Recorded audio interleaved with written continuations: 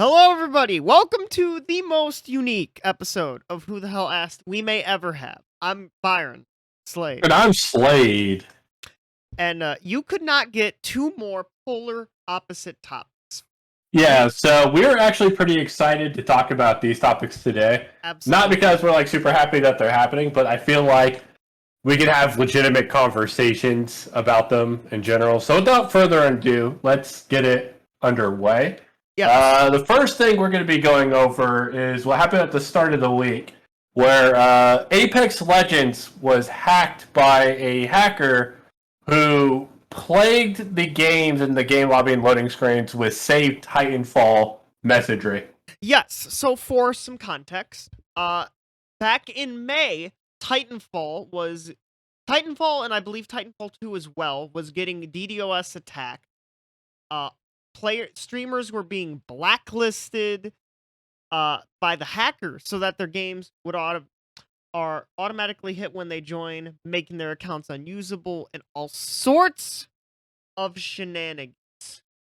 Yeah, and this isn't something that started back in May. That's just when it started getting some attention. It's actually been plaguing both Titanfall and Titanfall 2. I think since all the way back in last November or something crazy.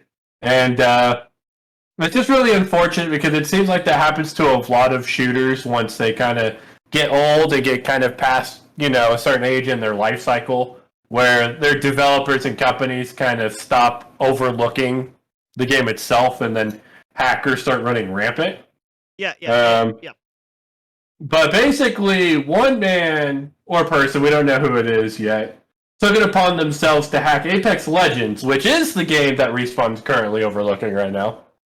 That's right. To hopefully save Titanfall from the hacker-plagued infestation that it has become. Yes, so credit to the Twitter account Apex Legends News for this.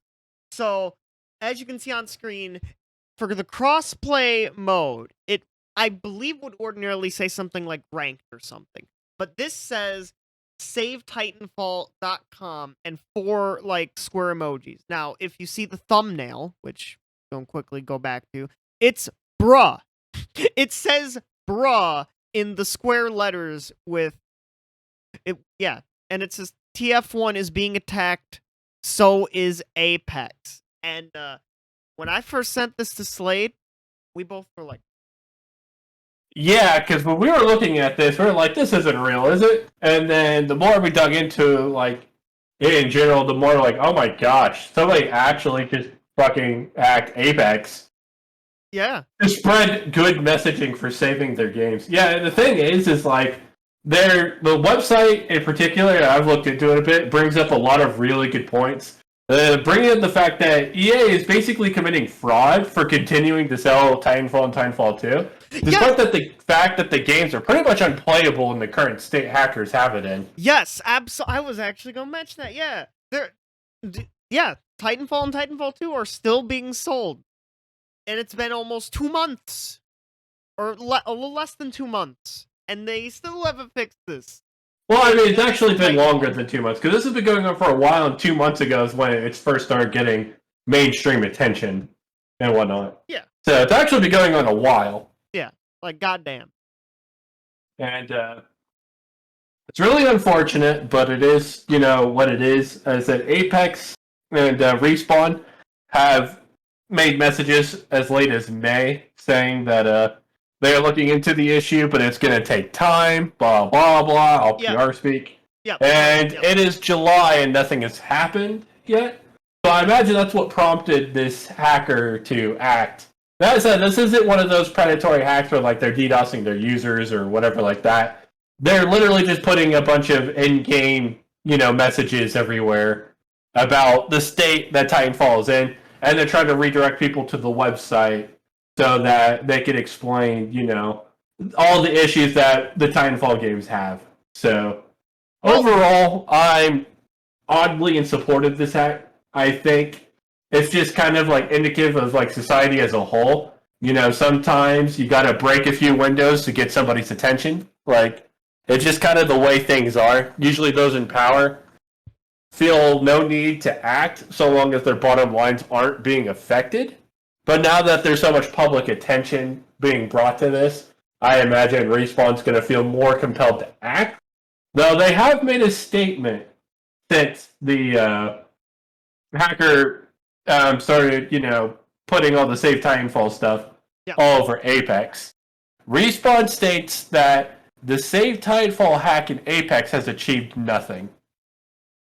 So it's kind of strange that Respawn chose to respond to this hack in general in this way. I kind of felt like the smart move would have been for them to quietly, address the Apex hack because, Apex is their current big game that's out that people are playing and whatnot. Yeah. I think it's free-to-play battle royale game. Blah, blah, blah, blah. I'm pretty sure most companies would have just quietly addressed it and then not drawn any attention or made any public statements about it whatsoever. Yeah. But, basically, it kind of feels like they're going after the hacker directly, saying, "You're wasting your time. Please stop doing it." Blah blah blah. It's really weird. So now, players are other players are obviously being affected by this as they're not able to get into games or finishing matches in certain cases. So it is kind of affecting players. But I get what they're trying to do. I get it. Get attention to Titanfall, to fix the Titanfall issues, which, yes, they absolutely 1000% should be fixed. Because holy shit. And as I said, this isn't something that just plagues like Titanfall. This is something that plagues most shooters in general. Once they reach a certain age where, people have moved on to different shooters and whatnot, and the older shooters just kind of get absolutely infested with hackers and shit like that. I think it's a terrible state that these companies leave these older games in with basically little to no care, because it just means that these older games are no longer supervised. So so as of right now, no, we don't have any new updates. There's been no breaking news on is this fixed or whatever. We will obviously continue to keep up with this. Yeah, this is definitely something we're both very interested and fascinated by. Even if we're not necessarily fans of the genre in general. Simply because we don't like to see games being sold at full price in unplayable states. And that includes old games that were classics. That said, Titanfall 1 and 2 were actually pretty good games for the most part. Yeah. And it's a shame to see them in this state. Simply because EA and Respawn really don't give a fuck because it's not affecting their bottom line. Yeah, mainly I'm here just to watch a fucking car wreck. It's like you can't tear your eyes away from the train that's about to fucking implode on something. When I first read this, I'm like, nah, and then it's like going down the rabbit hole. It's like, oh my god, this is happening, and then oh man, it's insane. This is one of the most insane gaming stories of 2021. Of the decade, and we're only 2 years into the decade. Oh yeah. Well, for sure, I somewhat not really support the hacker in this situation. I really want to see Respawn address the issues in Titanfall. Now, whether or not I think, it's morally ethical to, hack into, a company's game and prevent their players from playing the game, that's obviously something I disagree with, but like I said, I also don't agree with people, destroying property and whatnot, but sometimes it has to happen for people in power to listen. I understand sometimes it just comes with the territory. If Respawn and EA are going to continue to be tone deaf and look the other way when their older games are going by the wayside, then yeah, someone's got to break a few windows. You know what I mean? So yeah, like I said earlier, I will definitely keep up with the story. We will update you if there is anything new. I doubt it for a while, but we will be following the story with great interest. And speaking of stories, and I guess in this case, rumors, Nintendo officially announced their next Switch model that has been talked about and rumored about since November of last year, and honestly since even longer, because the Switch Pro has always been an idea that people have kind of passed around the market. I think since last E3, actually, not the previous one we just watched, but E3 all the way back in 2019. Yeah. So this is the Nintendo Switch OLED model. Now, keep this in the back of your minds real quick. The fact that it's not just called the Nintendo Switch OLED, it is called the Nintendo Switch OLED model. Keep that in the back of your mind. It's going for $349.99 US dollars, or whatever it's going to be in your countries. Coming out October 8th, same day as Metroid Dread. Dread. So it has a 7-inch OLED screen, so it is definitely an increase of the screen size and of the screen technology. Yes. In of itself. A wide adjustable stand. So think a Surface, a Windows, a Microsoft Surface. It has that type of kickstand, which, thank God. Honestly, that's probably the biggest improvement overall, next to the other improvement Byron will probably go over in a sec. Because the stand on the Switches right now, they're just shitty little things. They fucking snap super easily. Like, yeah. For those who do not have a Nintendo Switch, it is basically just like a little tiny like square that you lift up, and that not only has the kickstand, but that also houses where the SD card or expansion. Yeah, so long story short, that little stand is pretty shitty, and this is definitely a welcome improvement. Yeah. And then also, which is fascinating, the dock has a included Ethernet port. So now you can finally connect an Ethernet cable to your Switch or your Nintendo console without having to buy an entirely separate part. It's a fucking miracle. Holy shit. Without a dongle. We'll get more into that in a little bit when we take a deep dive. 64 gigs of internal storage, which doubles the size of what's on the Switch currently, which pretty neat improvement. I think if you consider the stand, the Ethernet port, as well as the added bit of data, then that pretty much makes up the $50 price point between the Switch and the regular Switch. And there's one more thing, Slade. Enhanced audio. Enjoy enhanced audio from the system's onboard speakers. There are now 2. Well, that's in handheld mode, but yes, there's also enhanced audio. And one of the unspoken features is there's roughly 1 hour increased battery life. So right now, the Switch enjoys 3.5 to 4.5 hours. The Switch OLED will enjoy 5 to 5.5 hours. Now. Yes, because of OLED is a much more efficient screen technology. That is correct. So as you've been seeing throughout the whole thing, we have new Joy-Con colors. We have white Joy-Con. Personally, and this is just me in general, I'm not a fan of a lot of white tech. It stained really easily. Same thing with white shirts. I'm with you there. Not personally a fan, but so this dock comes in this OLED comes in 2 different sets. Comes in the white, and it comes in the as I have dubbed this type of Switch, the OCD breaker switch, the neon blue and neon red. Yep, which I think most people have because it's also the one that's packaged with Mario Kart and like which other things, and that's probably the best Switch deal out on the market anyway. Though that might change this holiday season considering the new model, so we'll see. But overall, while this is an improvement from the current Switch, obviously the vast majority of people are very disappointed because the one feature that was most heavily rumored, because all this other stuff that Byron and I, just went over, were also part of the rumor, so they seem to have gone all right. They missed one tiny detail, and this is make or break. They wanted a more powerful Switch that could load, current resolution and higher resolutions quicker. More importantly, 4K support, which the OLED does not have. So, what does this mean overall? Well, for starters, I think the one takeaway is if you already own a Nintendo Switch and you primarily play in docked mode, then there is absolutely zero reason outside of your Switch bricking should you get the OLED Switch. Because this seems to be, like the Switch Lite, kind of catered towards primarily people who play in handheld mode overall.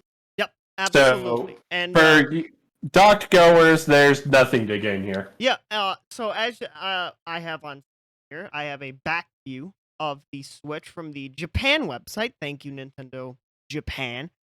So there are some ventilation holes on the dock made specifically for the Switch OLED, but the new dock, which comes in both black and white, will be compatible with the older models of the Nintendo Switch.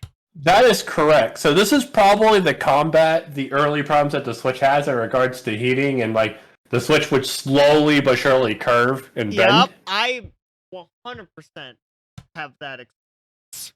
Yeah, overall. So, as I said, this doesn't affect people who are dock goers like myself and possibly most people on a Switch, honestly. Yeah. I think the percentage of people who play purely in dock mode is like, wasn't it 60 to 70%? Yeah, I think it was or something like that. 60%. Probably. Yeah, and then another 40% kind of plays in docked and handheld. And then a small percentage, which I'm sure that client since the Switch Lite came out, play purely in handheld mode. Yeah, that LAN does that LAN adapter, the LAN port does replace the USB that was in the dock, which I think honestly it should have been there from launch, Nintendo. Yeah, I mean, I guess they're finally getting with the program on one thing, finally... baby steps. Yeah, you can get the dock separately. That has been officially confirmed. So it's something that I happened to come across earlier today when I was, scrolling through Twitter and whatnot. Nintendo Life, pretty good news outlet. If you guys don't watch their channel, follow them. I think they have John formerly from Game Explain on the channel as well. Absolutely smart guy. Basically, we discovered that you could just buy the OLED dock separately.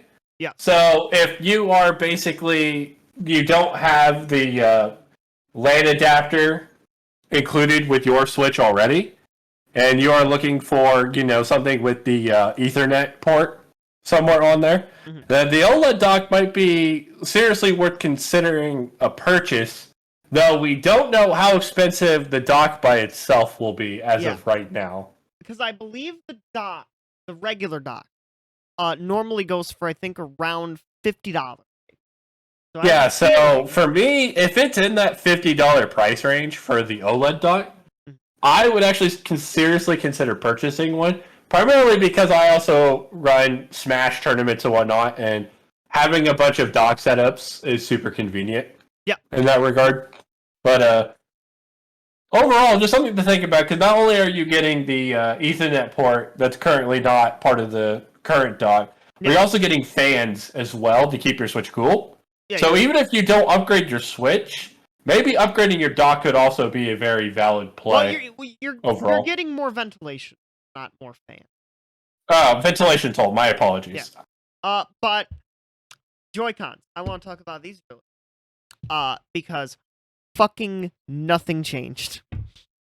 Yep. Unfortunately, drift is still going to continue to be an issue. I don't think anybody's surprised there. The way Nintendo builds the Joy-Cons and whatnot is something that's going to continue to plague them. It's unfortunate, but that's just the way it is. Yeah. And like I said, there seems to be no new improvements outside of the OLED screen and the dock itself. Yeah, so, the game cart looks like it is slightly more rounded. That's about it. And there is less bezel, of course, switching to the OLED screen. But that is the OLED Switch, $349.99, and I have a theory. Now, earlier on, I said, keep in mind that it's just called the Nintendo Switch OLED model and not called the Nintendo Switch OLED. I have a theory. And I guess we're going to theory craft before we end this show. My theory is that this model is going to eventually replace the current red box base model of the Nintendo Switch. Okay. So you're saying basically that eventually the old Nintendo Switch is going to be phased out, and this is going to take the place of the current Nintendo Switch, which would mean that an upgraded model, including 4K support and all that, might still be on the table? Potentially, but it might not be called like a Switch Pro. It might be a few years and maybe called like the next gen, maybe the actual quote unquote next gen Switch backwards compatibility. I'll just say it here. I think they should just call whatever next Switch comes out the Super Switch. The super Switch. Exactly, the Super Switch. Actually, real talk, Maybe. but like, no. So some of the insiders who were rumoring a bunch of the stuff leading up until E3 this year and then after are doubling down instead of like backpedaling. Oh, we were wrong. They're doubling down, saying that this 4K upgraded Switch model does exist, and we're probably not going to see it until late 2022 or something like that. But they're staunch in their statements. Apparently, these guys are game journalists and insiders with technology magazines and Bloomberg and whatnot. Mm-hmm. So, as I said, all of them are basically doubling and tripling down, saying, no, our information's not false. It's just not happening right now. So back take that as you will. Maybe the rumors are fake. Maybe they're not. Either way, just keep your expectations low. They are. Keep your expectations low. If it happens, great. If it doesn't, well, your expectations low were anyway. So yeah. But yeah, like otherwise, with my theory, why would they put this? Why would they put the little No. What the fuck are these half? I don't know. I'm completely lost. Yeah, why would they just call it the OLED model? And if this wasn't gonna potentially replace the old Switch, why wouldn't they just call it the Nintendo Switch OLED? No need for these quote OLED model unquote. Well, as I said, before we were talking about the show, I made a passing comment that the Nintendo released 6 models of the 3DS. There's no reason not to believe that they could still have more models for the Switch designed in the future. Right now, this is the 3rd model overall. We could easily see another 1 or 2 before the Switch's life cycle expires. Nintendo Switch Lite OLED. I mean, actually, I thought that would be a thing. Same on it. This made me think, okay, why didn't they and maybe this will happen later on. Maybe. Why didn't they make Nintendo Switch Lite OLED? Most of it's an interesting question. Yeah, it's a very interesting question. Most of the things that would excite people, except maybe the kickstand, which that was always going to be a regular dockable Switch feature, and maybe the LAN port on the dock. About it for those 2 things. Which the LAN adapter is a pretty big deal, but otherwise, most of these features would be useful for portable for the Switch Lite. But maybe that's coming in. Yeah, so overall, as I said, our sentiment is probably with the publics. We're not disappointed per se because neither Byron or myself were expecting anything. But overall, I do think we're both in agreement that we would like to see a more powerful upgraded Switch model. But ultimately, neither of us are expecting it. I imagine that Nintendo, before they do an upgrade for the Switch model, they will do a new generation of console handheld hybrid instead. So, but yeah, the 2 most differing topics in the history of the show. Yeah, we hope you both enjoyable topics though. Yeah, we hope you enjoy the show this week. So, anyways, this has been Slade, and this has been Byron. We hope you all have a good day, good night, and goodbye. Good night, everybody.